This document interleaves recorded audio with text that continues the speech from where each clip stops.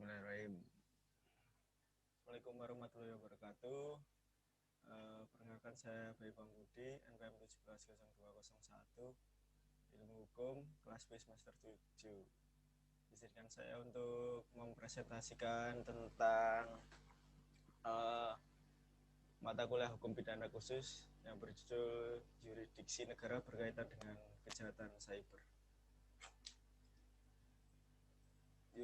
Yurisdiksi dan yurisdiksi negara berasal dari bahasa Latin jurisdictio, yaitu yuris yang mempunyai arti kepunyaan hukum, dictio artinya ucapan. Jadi yurisdiksi adalah kekuasaan atau hak atau kewenangan berdasarkan atas hukum yurisdiksi negara.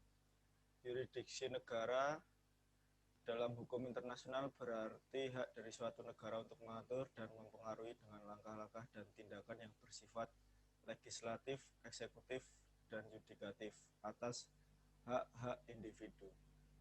Milik atau harta kekayaannya, perilaku-perilaku atau peristiwa yang tidak semata-mata merupakan masalah dalam negeri. Anthony Kesef-Bavi dalam bukunya The Concept of State Jurisdiction in International Space Law.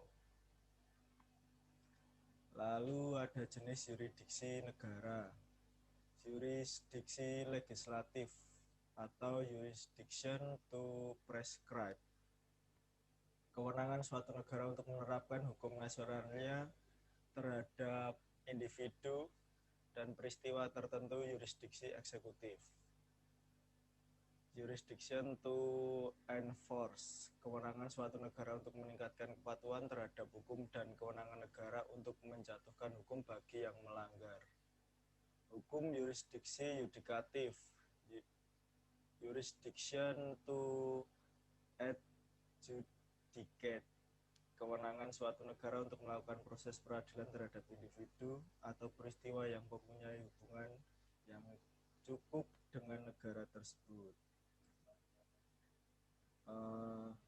Lalu ada dalam menentukan yurisdiksi legislatif terdapat 4 prinsip yang dapat dijadikan acuan, yaitu asas teritorial, asas nasionalitas atau personalitas aktif dan pasif, lalu asas kepentingan negara, dan yang terakhir adalah asas universal.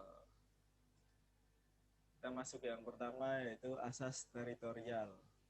Asas teritorial menentukan bahwa negara dapat menjalankan yurisdiksi atas hukumannya terhadap setiap individu dan badan hukum yang berada di wilayah teritorialnya tanpa melihat status kewarganegaraan individu ataupun badan hukum warga negara asing. Bila melakukan kejahatan di Indonesia dapat ditangkap, ditahan, dan diadili di Indonesia. Prinsip teritorial ini terbagi atas 2, ya, suatu tindakan pidana yang dimulai di suatu negara dan berakhir di negara lain. Misalnya seorang yang menembak di daerah perbatasan negara A melukai seorang lainnya di wilayah negara B. Dalam keadaan ini, kedua negara memiliki yurisdiksi. Negara di mana perbuatan itu dimulai memiliki yurisdiksi menurut prinsip teritorial subjektif atau subjektif teritorial principle. Negara di mana tindakan tersebut diselesaikan memiliki yurisdiksi berdasarkan prinsip teritorial objektif atau objektif teritorial principle. Lalu yang kedua, asas nasionalitas atau personalitas.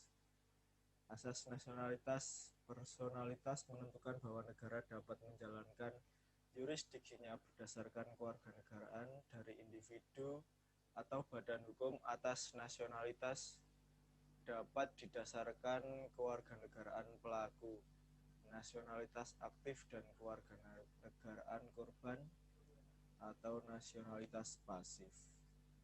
Lalu yang ketiga ada asas kepentingan negara.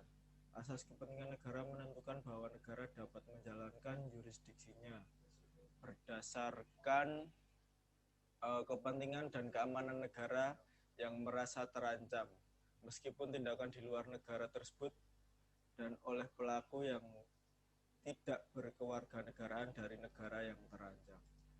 Lalu asas yang terakhir, asas universal, yaitu untuk menentukan bahwa negara mana saja dan kapan saja dapat menjalankan yurisdiksinya. Apabila ada individu yang melakukan kejahatan internasional, asas ini terkait erat dengan individu sebagai subjek hukum internasional. Lalu ada cybercrime dan yurisdiksi. Salah satu masalah paling krusial saat membahas mengenai cybercrime adalah masalah yurisdiksi yang berkaitan dengan sejauh mana suatu negara dapat menerapkan kedaulatan hukumnya, atau dengan kata lain sejauh mana kemampuan suatu negara menyidangkan suatu perkara cybercrime yang pada dasarnya bersifat lintas batas, artinya ini berkaitan dengan yurisdiksi negara dalam aspek hukum internasional. Lalu yurisdiksi negara menurut Undang-Undang ITE, yaitu terdapat pada pasal 2 Undang-Undang Nomor 11 Tahun 2008 tentang informasi dan transaksi elektronik sebagai berikut.